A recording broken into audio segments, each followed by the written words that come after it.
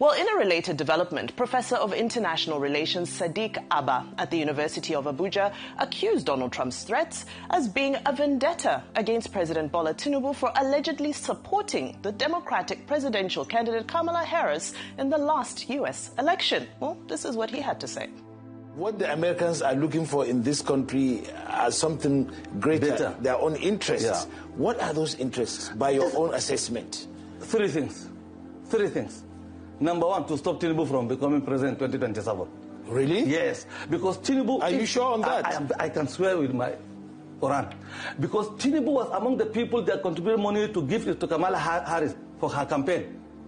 And Trump has vengeance. He will never forgive that.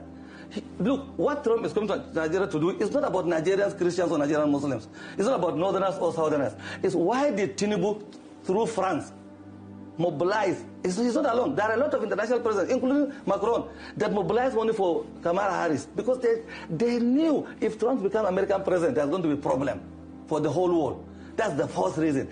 Trump is getting back at Tinubu. And look, because Tinubu is quiet, meek, gentle, and humble, if you put your fingers into his mouth, he is not biting you. Doesn't mean that he can come and roughshod over Tinubu. Tinubu can fight back. Let me. That's number one.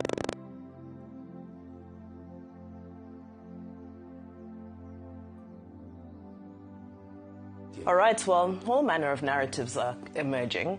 Meanwhile, Minister of FCT Nyesom Wike has also chimed in, stating that the strategy of fueling negative publicity towards the government of the day has been in use since the Goodluck Jonathan presidency. That's what I say. Is politics taking too far? The point is that I have always told everybody, in 2015, under Jonathan, people capitalize on these kind of things to take over power. It happened. Is it that are you suggesting that opposition is fueling this? It is very obvious, and I have said this. Now, the problem we have today is that by Mr. President's own nature of politics, you can see the collapse of the opposition. People will blame you for it. Well, I don't know how anybody will blame me. We'll get there. Because you have been referred to as one of the caretakers of the death undertakers. Undertakers. I will reply to that when he comes. You know me very well, Shehu. Now, the point I'm making is that it will be difficult for anybody. There are so many undercurrents going on.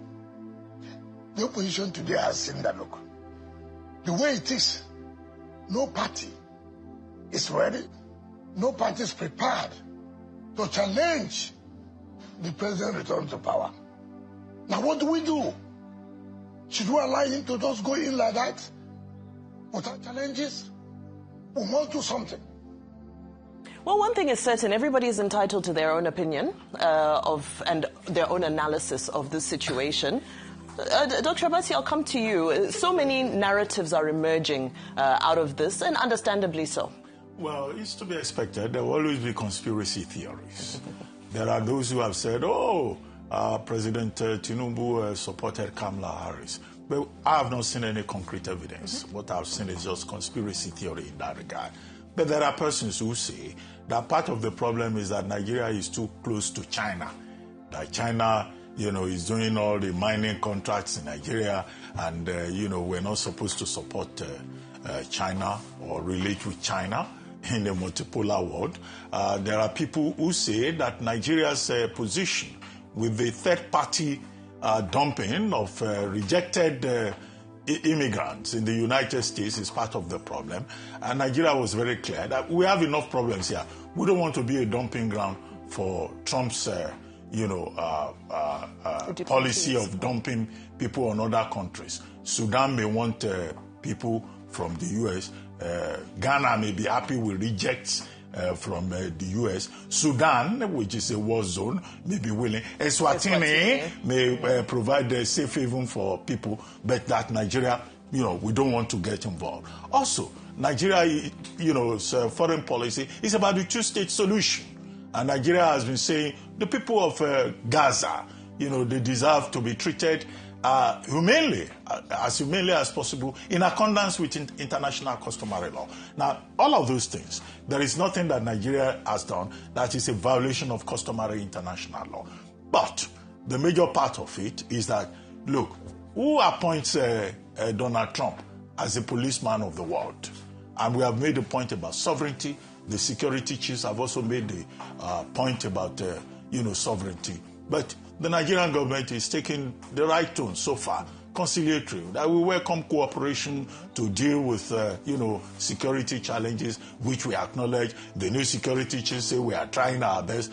That's, probably the right tone to strike, not a provocative, tone that will further escalate the situation. And we should tell all the warmongers to be careful with, provoking people. Yesterday, I was saying, Professor Bola Tinubu, right early in the day, he had warned that whatever President Tinubu does as president, he should just not go and confront Donald Trump. Anyway, that's another story for another forum. And now you have Mr. Nyesom Wike, Minister of the Federal Capital Territory, in an interview with Shewan Kembaloye, saying that no, it's the opposition that is behind this. It's the opposition that do not want President Tinubu to go for a second term, to be in power. Okay, is he not a member of the opposition himself? I mean, no. To the best of my knowledge, he's still a member. No. He's still a member of the People's Democratic Party. Empirical facts. It's an amphibious, neither frog nor toad kind of characterization. But the truth of the matter is that he still says he's a member of the PDP supporting President Tinubu. So it's easy for Wike to say he's opposition. When the same APC opposition went to report Jonathan's government in America, they forgot then that this was what was happening. No, it is in the I think it's not happening on ground. No. What he said is that this was how the same opposition tried to sabotage the Jonathan presidency. And I wrote my conclusion in my piece in This Day Today that he is the God of Jonathan. I say that is vindicating him, bringing about a nemesis situation. Yes. Karma, they say, is a bitch, but karma,